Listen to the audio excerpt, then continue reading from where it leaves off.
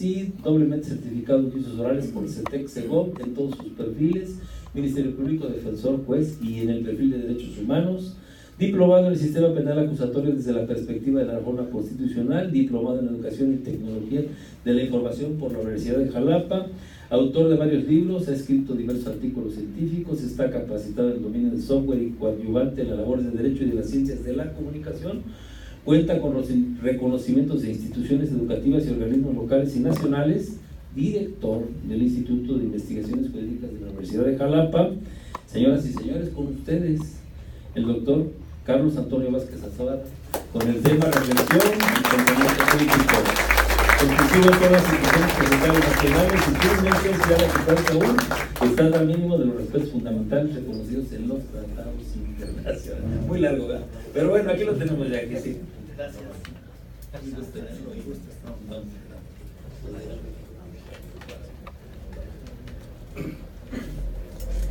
Muy buenas tardes, distinguidos asistentes.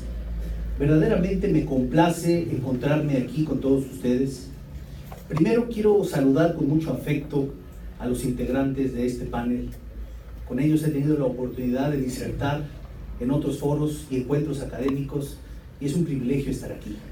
Al mismo tiempo agradezco a la Embajada Mundial de Activistas por la Paz, que de manera incansable se encuentra realizando una labor trascendente, que es fomentar en el individuo la protección de los derechos humanos y caminar en dirección a una cultura de la paz. Por ello, siempre que tengo el honor de ser invitado, asisto a estos foros, porque verdaderamente es mucho lo que se tiene que decir y son pocos los espacios que se tienen para ello. En ese sentido, agradezco muchísimo a las autoridades, agradezco a mis queridos colegas de este presidium y voy a dirigirme a ustedes, queridos asistentes, con el tema que hoy preparé para ustedes, que además es de la más alta relevancia para el ejercicio, no solo de sus funciones, sino para consolidar el andamiaje de protección de derechos humanos que debe prevalecer en nuestro país.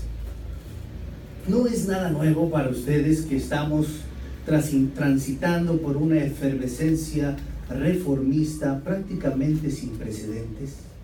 Acabamos el pasado 5 de febrero de conmemorar 100 años de la Constitución Política de los Estados Unidos Mexicanos y de esa evolución normativa de 1917 a la fecha. Hemos advertido transformaciones extraordinarias en el aparato normativo que nos regula, pero dos de ellas, quizás las más trascendentes de los últimos años, son aquellas que dieron vida al nuevo sistema de justicia penal de corte acusatorio en junio, 18 de junio de 2008, y aquella que dio vida a la protección al rango constitucional de los derechos humanos del 10 y del 6 de junio de 2011. Estas reformas recientes, queridos asistentes, representaron un cambio de paradigma totalmente extraordinario que nos presenta hoy la posibilidad de entender que existe un concepto más allá de simplemente la descripción normativa. Hace rato, nuestro querido moderador dijo algo bien interesante, dijo el derecho natural. Nosotros tenemos derechos por el simple hecho de ser humanos, pero el derecho a la vida no existe porque esté en la Constitución. Nosotros nacemos con o sin Constitución. El derecho a la libertad es un derecho inherente a nosotros desde que nacemos, lo diga o no lo diga la norma. Por tanto, los derechos humanos se reconocen y al reconocerse se plasman en los ordenamientos jurídicos y una vez plasmados se generan los mecanismos necesarios para garantizar su acceso. Esto es algo nada novedoso en el plano internacional. Nos quedó sumamente claro desde el Holocausto judío, que es uno de los acontecimientos terribles de la historia universal que dan vida además a la Embajada Mundial de Activistas por la Paz.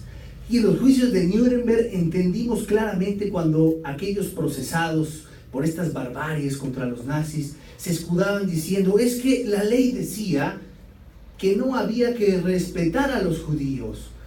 Los judíos son perros, por tanto matar judíos es como matar a un perro, en consecuencia no es homicidio. Código Penal del siglo XIX. Y cuando los juzgadores le preguntaban a ellos, oye, ¿y tú crees que es correcto privar de la vida a alguien? ¿Quemarlo en un horno? ¿Sobajarlo y someterlo a torturas extenuantes hasta que pierda la vida? ¿Porque tu ordenamiento jurídico o el nacionalsocialismo te lo indica?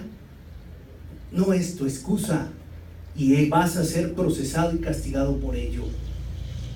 Después de los años venideros, que entendimos que los derechos humanos son más profundos que la normatividad y que son protegidos, reconocidos más allá de los propios ordenamientos jurídicos, transformamos ese andamiaje y hoy advertimos figuras como el principio pro homine, pro persona, bien referido, la progresividad, la descripción exacta del artículo primero que es profeso dice: todas las autoridades en los ámbitos de sus competencias están obligados a promover, respetar, proteger y garantizar los derechos humanos, intrínsecamente válidos, supremos, universales, eternos, para todos los hombres y por todos los tiempos.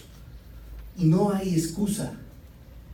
Es que esta norma así lo dice, y si esa norma no está apegada al paradigma de derechos humanos, la desaplicamos, control constitucional o convencional, o la impugnamos. Y nos allegamos del auxilio de los juzgadores con este nuevo concepto del famoso control difuso. Pero no entramos en tecnicismos. A lo que quiero llegar es que cuando el artículo primero dice todas las autoridades, es todos los individuos que prestan un servicio público. Ya después hay unas jurisprudencias que acotan eso de todas las autoridades solo a la actividad jurisdiccional, a mi consideración, de manera sumamente errónea. Pero todos debemos tener esa visión de protección de derechos humanos. Y la dignidad humana es uno de los más importantes. Todos tenemos derecho a un trato digno. Y la presunción de inocencia, que tampoco es nada nuevo, y que lo advertimos interpretado desde fechas anteriores, prácticamente desde 1917 a la fecha, se incorpora como un concepto clave en el artículo 20 constitucional, y entonces sí nos queda claro que hay presunción de inocencia. ¿Por qué? Porque todavía vivimos ese formalismo, que si no viene en la Constitución, que si no viene en el Código, que si no lo leo letra por letra en el ordenamiento jurídico, entonces no estoy obligado. Y me recuerda el caso clásico de las copias en las fiscalías. Quiero copias del expediente, no se le pueden dar copias del expediente. Oye, ¿cómo me voy a defender? ¿O cómo voy a generar alguna diligencia relativa a mi imputación? Sí, pero no se puede. Te ibas al amparo, argumentabas que se estaba violentando tu derecho a una debida defensa y en la suspensión provisional ordenaron inmediatamente conceder las copias. Había que estar promoviendo. Tuvimos que ponerlo en el 20 constitucional y decir: las partes tendrán acceso a las carpetas, a las diligencias y al contenido de la investigación. Ahora sí ya nos quedó claro. La presunción de inocencia siempre existió, pero nos quedó claro hasta que lo advertimos como un derecho humano en el 20 constitucional, y después de esta transformación paradigmática de derechos humanos, imagínense ustedes, lo integramos apenas en 2011 en la Constitución, capítulo primero, modificación, 10 de junio de 2011. Y Veracruz lo tuvo desde la Constitución del 2000, debo confesar que fue pionera en ello, antes que la federal. Pero no tenemos más de 17 años ensayando este concepto, cuando los derechos humanos es algo que debimos cuidar desde hace muchísimo tiempo. Los tratados internacionales indudablemente han fortificado el andamiaje de protección de derechos humanos. Y entonces hablamos del Pacto de Derechos Civiles y Políticos, el Pacto de San José y tantos y cuantos acuerdos internacionales vienen a constituirse como lo que se conoce como un bloque de constitucionalidad. Todos los ordenamientos jurídicos existentes capaces de proteger los derechos humanos del individuo. Y eso me lleva a la presunción de inocencia. ¿Cómo le han pegado al nuevo sistema de justicia penal con eso? Yo escucho a veces los comerciales y va permeando un poco la percepción del ciudadano. Fulano de tal fue denunciado por la probable comisión de hechos delictivos de desvío de recursos, enriquecimiento ilícito, entre otros supuestos. Lesiones, daños, violación, entre otros rubros. Pero bajo la óptica del nuevo sistema de justicia penal, quedó libre. Y así te lo venden. ¿Qué entiendes cuando escuchas esos comerciales? Que el sistema de justicia penal propicia la impunidad. Y eso no es cierto. Ningún individuo puede ser sometido a pena corporal hasta en tanto no se acredite su culpabilidad. Y para acreditar su culpabilidad hay un procedimiento. Y dentro de ese procedimiento hay la oportunidad de ofertar datos de prueba, medios de prueba y prueba. Y es hasta que el juzgador te dice, acreditamos tu culpabilidad, que viene la sanción típicamente corporal privativa de la libertad, no antes. Bueno, y entonces como la gente está en prisión desde que la denuncian o desde la detención, esas se llaman medidas cautelares y no son una sanción anticipada. Y hay que empezar a entender eso. Oye, pero es que aquí en el nuevo sistema todos salen libres, hagan lo que hagan. Es que no funciona así.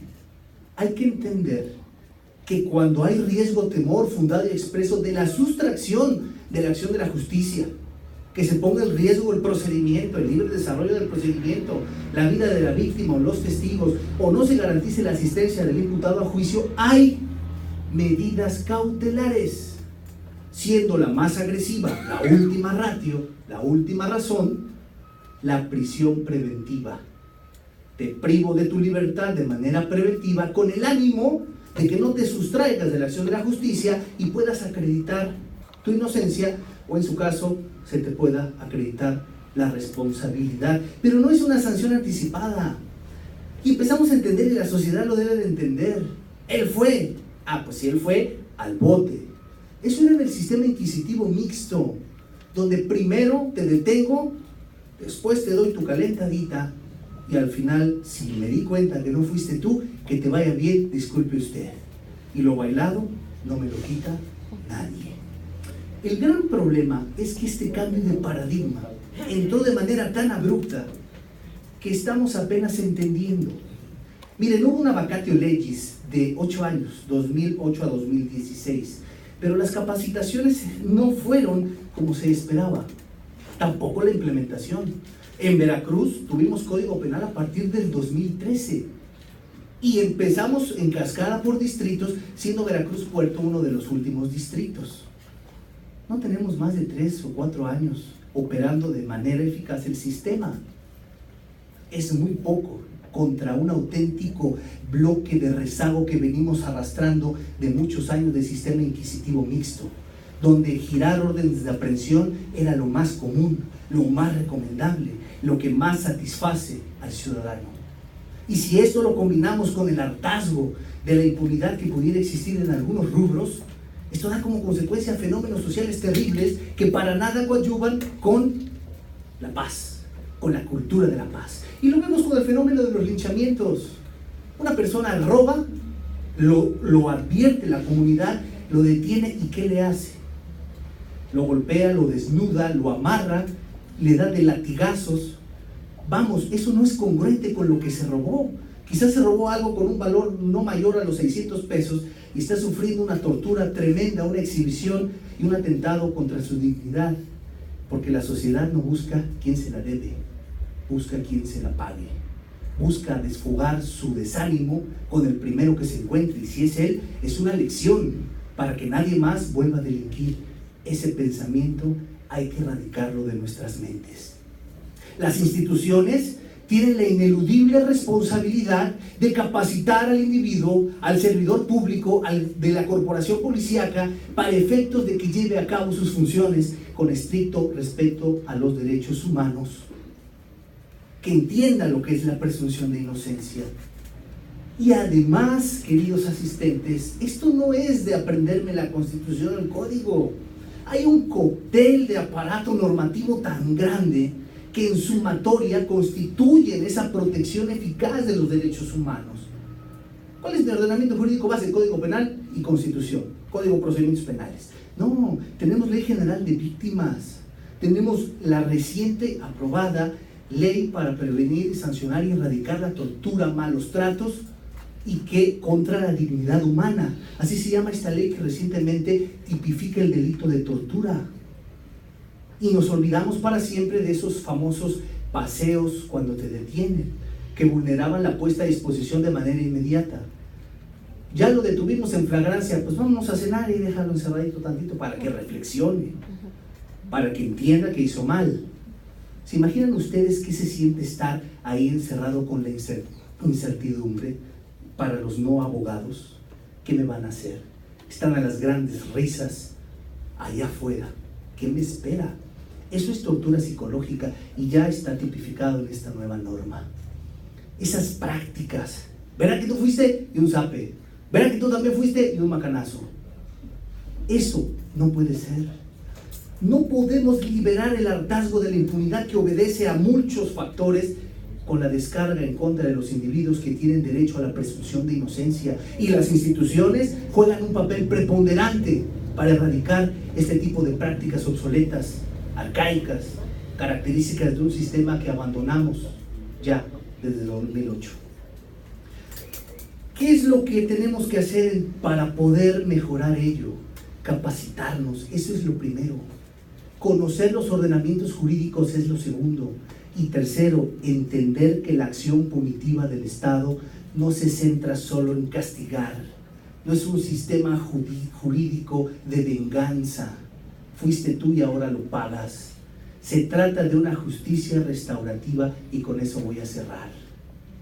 ¿Qué pasa cuando dos individuos vienen en un vehículo automotor transitando por una arteria vial y de repente se hacen de palabras? El de adelante desciende del vehículo, saca un bat y le abolla el cofre al otro conductor del vehículo. Independientemente de los elementos necesarios para mediar una situación de esa naturaleza, hay que reflexionar al respecto. Delitos patrimoniales son mediables cometidos sin violencia. Estoy de acuerdo. Oye, pero ese individuo lo vas a llevar ante un acuerdo quizás reparatorio y vas a determinar el valor del cofre y vas a pedirle a la contraparte que se lo pague y se extingue el problema. Esa no es la óptica del nuevo sistema de justicia penal. La óptica es la justicia restaurativa. Dale tratamiento a ese individuo antisocial que tuvo una conducta de esa naturaleza y además atiende a la víctima para restaurarle lo mayor posible al estado en el que se encontraba antes de la comisión del acto delictivo. Atiende a las causas y vas a lidiar con las consecuencias, no solo la reparación del daño. Porque después ese individuo que ya pagó el cofre, en el siguiente se baja y en vez de darle un batazo al carro, se lo da a la persona y lo mata. Porque el Estado no atendió a las causas y consecuencias. El paradigma es restaurar a la víctima, atender al imputado para que no lo cometa nuevamente y finalmente lograr una cultura de la paz. Ahí, queridos asistentes, es donde está el reto más grande de las instituciones. Es en ese sentido que coadyuvamos academia, instituciones, sociedad, para comprender que los derechos humanos se deben proteger, respetar, promover y garantizar, y que bajo ninguna circunstancia un individuo puede ser castigado antes de un debido proceso. Y me da tanta risa escuchar en los medios a los políticos: y no defenderemos a los delincuentes, señores. ¡Bravo! Todo individuo tiene derecho a una defensa técnica adecuada y no es delincuente hasta que exista sentencia que cause estado que así lo acredite. Y esos discursos fomentan la justicia por propia mano. También debemos erradicarlo. Es en ese sentido, queridos asistentes, que hoy atendemos a esa ineludible responsabilidad. Hacemos equipo, sociedad, gobierno e instituciones para fortalecer el conocimiento de nosotros sobre el aparato jurídico que en todo momento vela por proteger estos tan anhelados derechos humanos. Y si hacemos equipo, cada día más vamos a contribuir para hacer más sólida esa extraordinaria cultura de la paz. Muchas gracias.